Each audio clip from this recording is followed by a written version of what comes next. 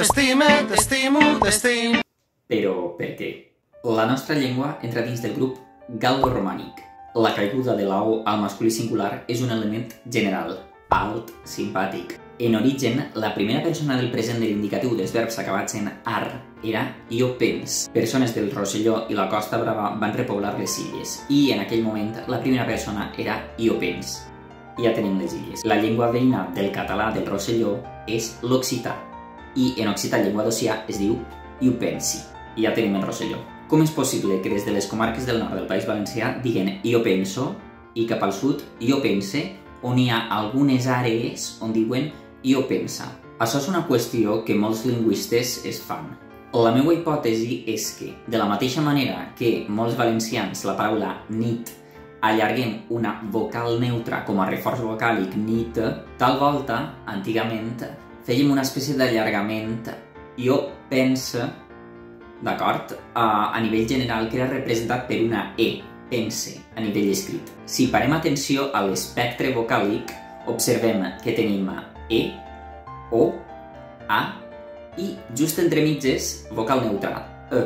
Llavors, què hauria pogut fer que certes persones es decantaren cap a penso, pense o pensa? La meva hipòtesi és religiosa. Qui tenia influència sobre les comarques del nord era el bisbat de Tortosa. Sortir, avui, penso, detrás, bellesa, cansada. Al mapa, aquestes característiques entre nord i sud es divideixen més o menys casualment on tenia influència este bisbat. Podria ser que el bisbat de Tortosa haguera tingut una manera molt concreta de fer parlar els seus retors i de fer missa, és a dir, que tingueren unes consignes.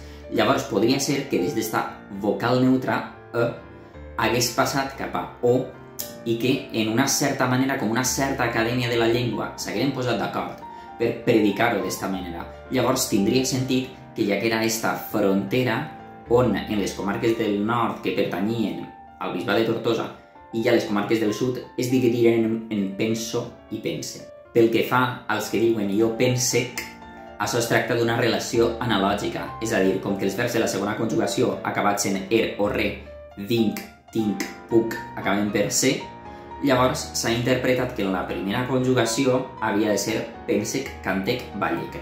De la mateixa manera que moltes persones sentir o dormir fan jo senc o jo dorc, per analogia de la segona conjugació.